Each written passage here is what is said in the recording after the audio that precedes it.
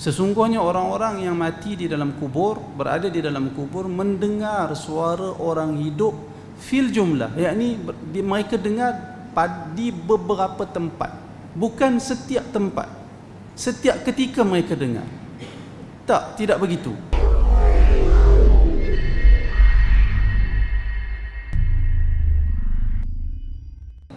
Turun ayat Al-Quran, ayat ni, ya ayyuhalladzina amanu la tarfa'u aswatakum fawqa sautin nabi. Wahai orang-orang yang beriman, janganlah kamu meninggikan suara lebih dari suara Nabi sallallahu alaihi wasallam. Jangan tinggi suara lebih dari suara Nabi, hatta jangan tinggi suara sama paras dengan suara Nabi Muhammad sallallahu alaihi wasallam.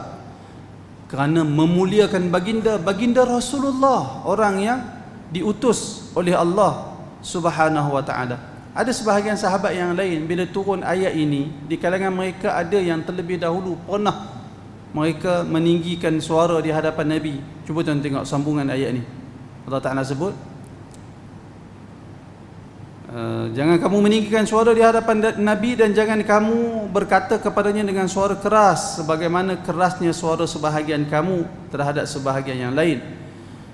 Allah Ta'ala tutup ayat ini dengan menyebut, supaya tidak terhapus pahala amalanmu sedangkan kamu tidak menyedari. Meninggikan suara di hadapan Nabi, berkata kasar di hadapan Nabi SAW, boleh menjadi sebab terbatal amalan, terbatal pahala, menunjukkan kesalahan yang besar. Lalu di kalangan sahabat yang pernah meninggikan suara di hadapan Nabi, bila turun ayat ni, saya tak ingat nama sahabat tu, dia terus tak keluar rumah, duduk di dalam rumah tak keluar, sehingga Nabi cari dia, mana sahabat sekian-sekian orang, lama banyak hari tak nampak dia datang ke masjid. Lalu salah seorang jiran dia kata, ya Rasulullah, aku akan cari dia. Lalu dia pergi ke rumah sahabat ni, dia bagi salam apa semua. Sahabat tu keluar, dia kata, Rasulullah cari kamu, kemana kamu pergi, lama tak datang ke masjid sehingga Rasulullah tak jumpa kamu. Rasulullah duk tanya kamu ada di mana sekarang. Kata sahabat tu, wahai fulan, aku pernah meninggikan suara di hadapan Nabi SAW, dan baru-baru ini Allah Subhanahu wa taala menurunkan wahyunya. Allah Subhanahu wa taala berkata, sesiapa yang meninggikan suara di hadapan Nabi akan terbatal pahala amalannya. Wahai fulan, sesungguhnya semua amalan yang aku lakukan telah terbatal pahalanya, dan aku dari kalangan ahli neraka. Aku segan untuk bertemu dengan Rasulullah sallallahu alaihi wasallam. Sahabat yang pergi tanya dia ni, pergilah semula berjumpa dengan Rasulullah, bagi tahu kepada Rasulullah, ya Rasulullah, fulan bin fulan ni, dia tak ada apa masalah dia. Cuma yang masalah dia sentiasa, dia sekarang ni duduk di dalam rumah tak mau keluar, duduk dalam keadaan sedih dan berduka cita kerana dia pernah meninggikan suara di hadapan engkau Rasulullah, dan dia beranggapan pahalanya telah musnah semuanya, dan dia dari kalangan ahli neraka. Lalu Rasulullah kata, tidak, dia bukan dari kalangan orang yang terbatal amalan kerana meninggikan suara di hadapan aku, bahkan dia dari kalangan ahli syurga. Bahkan dia dari kalangan ahli syurga. Dapat pula dia berita gembira, dia dari kalangan ahli syurga. Asalnya takut jadi ahli neraka, tiba-tiba Nabi beri khabar gembira kepada beliau dari kalangan ahli syurga. Tuan-tuan, bagi kita, ya, ayat ni ketika Rasulullah masih hidup. Bagi kita, kita tak ada. Maksudnya kita tak akan berhadapan dengan isu tinggikan suara di hadapan Nabi. Bahkan kita tak berpeluang untuk membuktikan adab sopan kita kepada Rasulullah, kerana Rasulullah telah wafat. Maka bagaimana yang perlu kita lakukan? Maka wallahu ta'ala alam, antara perkara ayat ini yang sesuai dengan kita untuk kefahaman kita, iaitulah kita tidak meninggikan suara ketika berada di sekitar perkuburan Nabi Muhammad sallallahu alaihi wasallam. Ketika kita ziarah maqam Nabi, maka hiasilah diri kita dengan adab sopan, dan jangan meninggikan suara ketika menziarahi maqam Rasulullah sallallahu alaihi wasallam. Dan kita kena tahu, kita bila ziarah kubur, kita beri salam kepada penghuni kubur, dan salam yang Rasulullah ajar dengan lafaz Assalamualaikum.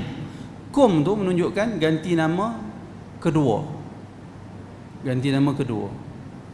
Keselamatan ke atas kamu semua, ganti nama kedua. Kata para ulama, berdasarkan doa itu, lafaz salam kepada penghuni kubur itu menunjukkan ketika kita hadir ke kubur dan memberi salam, penghuni kubur mendengar suara kita.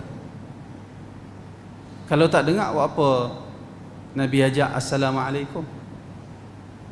Sepatutnya kalau tak dengar, Nabi sebut Assalamu ala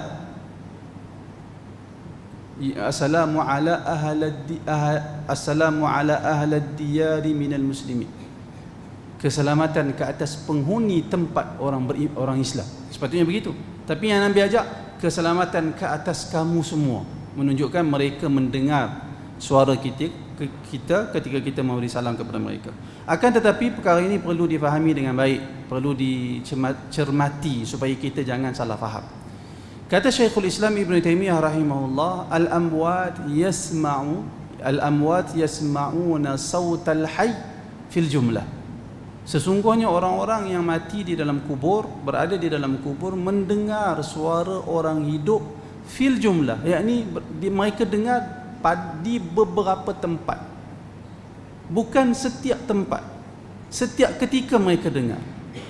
Tidak begitu. Maksudnya penghuni kubur mendengar suara kita berdasarkan ada bukti yang bagi tahu mereka dengar. Kita kata mereka dengar. Antaranya ketika kita memberi salam kepada mereka, mereka dengar. Antaranya apabila seseorang jenazah dikebumikan, kemudian semua orang yang menguruskan jenazah dia balik semula. Dalam hadis sebut mereka mendengar tapak kaki orang yang balik. Mereka dengar. Kita kata mereka dengar pada tempat-tempat yang Rasulullah bagi tahu mereka dengar. Adapun tempat yang Rasulullah tak bagi tahu mereka dengar, maka kita kata mereka tak dengar. Kerana perkara ini perkara gaib.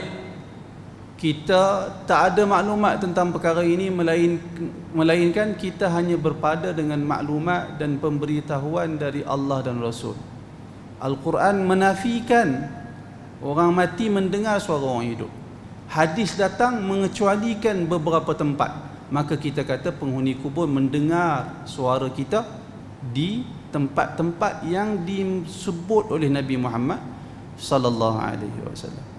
Jadi kita memuliakan Nabi ketika menziarahi maqam baginda sallallahu alaihi wasallam.